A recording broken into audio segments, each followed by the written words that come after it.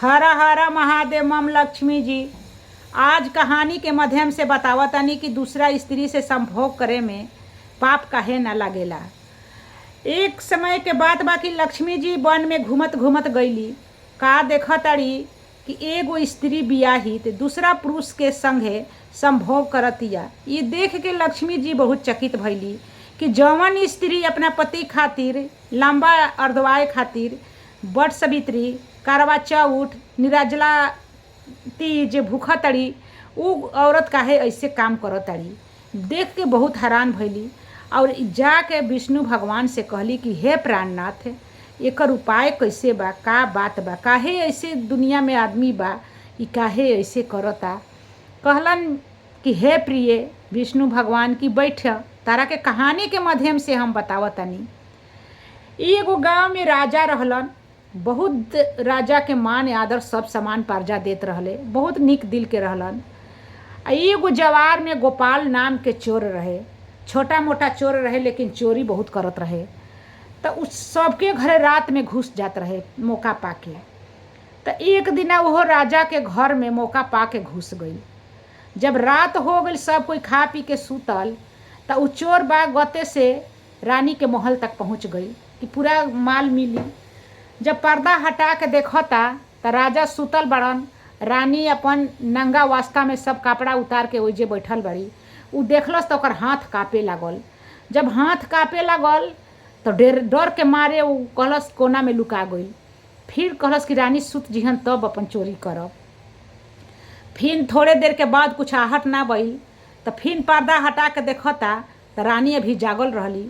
जब पीछा में घस कलस तो गुलदस्ता में जे फूल धरे फूल नीचे गिर गई लाग के डर के मारे। अब तो घबराहट में भागे के सोचलस ताले रानी चढ़ देखी उठ के ओकरा गर्दन पर तलवार धऽ देली। कहली कि बोल तू के हवे, ना तो तोर धर से गर्दन अलग निकाल दे। कहलस कि देखी हम रानी, हम छोटा मोटा चोर हई, हम चोरी करे के वास्ते आई रही, हमर बाल बच्चा बा, छोड़ दी हमरा के, हमर बाल बच्चा पर हम करी। कहली रानी कि एक शर्यत पर छोड़ब, तू हमार बात मनबे तब। कहलन कि बोली का बात बा। कहलन कि रानी कहली कि हमरा संगे शारीरिक संबंध करब तो तहरा के छोड़ दे। कहलस कि रानी ई का, डर के मारे कापे लागल। कहलस कि रानी ई कहे ऐसे बात कहतनी काहे से कि ई हमारे कर्तव्य नहीं खे। रावा रानी हम कहाँ चोर छोटा मोटा। कहली कि हम कुछ नहीं जानत, तू हाँ कर ना तो तहार गर्दन धर से अलग कर दे। कहलस कि अच्छा ठीक बा। सोच के 2 मिनट बाद ते कहलस कि ठीक बा। कहलस कि बाकी एक शर्यत बा, हम पेशाब लागल पेशाब करके आई तब रवा जौन कहब तौन करब। कहलन कि ठीक बा। अब उ पेशाब करे गई तो जल भाग गई। रानी इंतजार करत ताड़ी। जब महल के गेट पर गई आखिरी वाला पर पहरेदार बैठा रहे, पकड़ लेलस। कहलस कि तू कहाँ चोरी करे आइल बड़ा। कहलस कि ना चोरी करे नहीं खे आइल। सारा बात बतिया दिलस, सारा बात बता दिलस। तो कहलस कि जा तू रानी के पास आ कहिया कि तोहार हम शर्यत माने खातिर तैयार बानी, तोहरा संगे हम संभोग बनाई आ तू पहले राजा के मार द। कहलस कि ई कैसे हो सकता। कहलस कि तू जा कहिया ना रानी से। तो ओया ले आइल। रानी देखली तो खुश हो गईली। कहलस कि रानी लेकी ए रानी, अगर हमनी के चलनी जे पलंग पर तेव राजा साहेब जाग जिहन तो तोहरों के मार दिहन, हमरों के मार दिहन। एकरा से बढ़िया पहले राजा के गर्दन अलग कर तब हमनी के संभोग बनावल जाए। रानी वासना के शिकार रही, एकदम भूत रही। ना आव देखली ना ताव देखली। तलवार उठौली, कहली कि अभी हम ख़त्म कर देतानी। तलवार उठौली, राजा के गर्दन काट देली। खून बहे लागल एकदम चारू ओरे। रानी एकदम ओहि में सना गई, खून से लाल हो गई। उ चोर ओजाले भाग गई। जब राजा के हाहाकार मचल चारू ओरे, सब कोई जोहे लागल कि कहाँ बा कातिल, कहाँ बा कातिल। अब कोई कातिल मिलते नहीं खे। रानी कहताड़ी कि कातिल कोई है नहीं खे, हम कातिले नहीं खी, हाँ हम मरबे ना करब। उ सब कोई संदेहो ना करत रहे कि रानी कैसे मार सकताड़ी। जब राजा के अंतिम संस्कार होखे लागल, चिता बोझा गई, तब रानी के कहली, रानी ऐलान कैली कि हमू सती होखब राजा संगे। तब सब कोई कहलक कि जब सती हो तो मरले काहे के बाड़ी, मरले नहीं खी रानी। अब उनकर कातिल जोहाए लागल। तब सब राजा के जब सारा बोझाइल तो राजा के सारा पर जाके रानी बैठ गईली। अब सब कोई लकड़ी बारी बारी धरे गईल। तो एगो जौन पहरेदार रहे अंतिम में गईल धैलस लकड़ी त कहलस कि ए रानी, राजा के असली कातिल के बा। रानी कहली कि धीरे से रानी कहली कि सुना, वन में चल जा, आ वन में एगो झोपड़ी मिली, ओ झोपड़ी में एगो सन्यासी होई, उ सन्यासीए बताई कि राजा के कातिल के ह।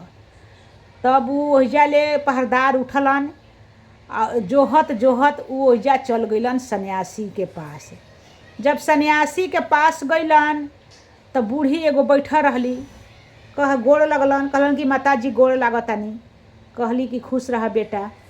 कहली कि ए माताजी, राजा के कातिल के ह। कहला कि ए बाबू, राजा के कातिल आप रूपी पता लाग जाई के ह।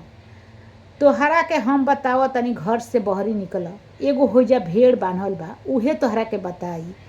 कहलन कि भेड़ कैसे बताई? कहलन कि बताई, ओकर तलवार से गर्दन काट और तोहरा के वही दिशा में ले जाई। राजा के उ बड़न तवन उनकर उस्तका रहे कि हम कब जानी के ह राजा के कातिल। तो बस ओकरा के का काम कैलन, भेड़वा के गर्दन काट दिलन। गर्दन कटलन तो उ हवा में उड़े लागल। जब हवा में उड़े लागल तो कह भई रहे कि जैसे जैसे उ मुड़ी हवा में जाई तहाँ तहाँ तहरा जाए के बा। अब ओकरा पीछे पीछे पीछे पीछे जाए लगलन, भेड़वा के मुड़िया के पीछा पीछा जाए लगलन। एगो वन में जाके गिर गइल। ओ जे देवाल पर लिखा रहे कि ई तलवार खाली गर्दन काटेला, राजा के मृत्यु होखही के रहे, मृत्यु हो गई। कहलन कि आए एजा कैसे ही पता लगता, ऐसे देवाल पर लिखल बा। तब कहलन कि पता, तब ओजा ले आवाज़ आइल, एगो दीवार में से आवाज़ आइल कि ठहरो। और ओकरा में से एगो राक्षस रहे आ एगो राक्षस के लड़की रहली। तो उ राक्षस के लड़की देखलस कि तो सुंदर पुरुष बा, हठा खठा बा, अगर एकरा के हम खा जातनी तो हमार तो पेट भरी एक दिना खाती, अगर एकरा के रखतनी तो हमार संबंध बनी, तो एकरा के का काम कर दे, जीविते छोड़तनी। ओ अपन राक्षसी सूरत हटा के आ सुंदर एकदम स्त्री के रूप में आइल।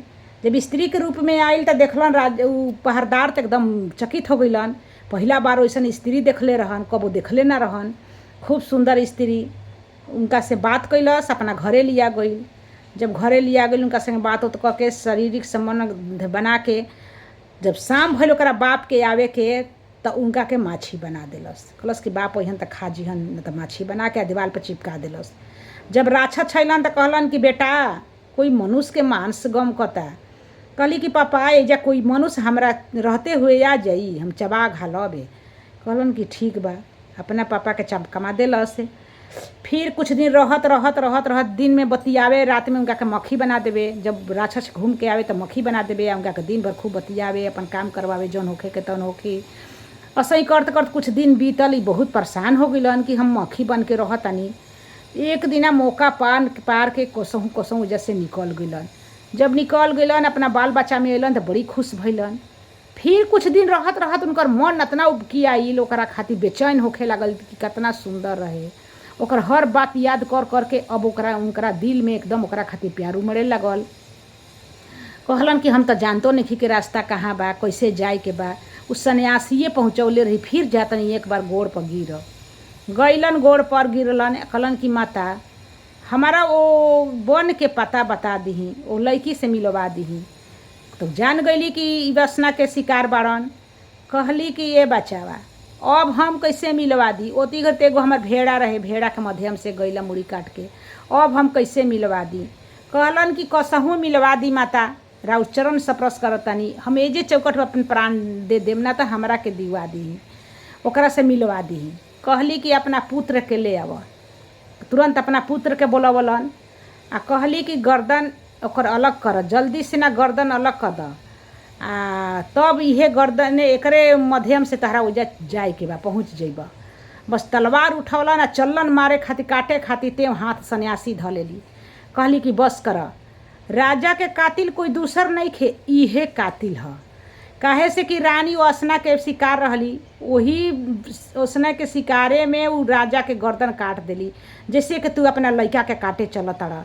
धिकार है ऐसन कुल वासना या कोई ऐसन कुल मर्द पर, जे कि अपना लड़का नहीं चिन्हत, जे अपना मर्द नहीं चिन्हत। कलयुग भट युग है, देखे जा। अगर पति पत्नी या चाहे कोई भी संबंध बनावे के बा तो सच्चा दिल से बनाव आ ओकरा संगे साथ निभाव, धोखा मत द। अगर अच्छा लगी तो कहानी के लाइक शेयर कमेंट कर देव जा, लास्ट तक सुनब जा। अगर उ सन्यासी हाथ ना धरले रहती तो अपना लड़का के काट दी और सीने से भेंटो ना हुई। कहानी के माध्यम से रवा सब इहे से बतौनी है। कहानी अच्छा लगी तो लाइक शेयर कमेंट कर देव जा।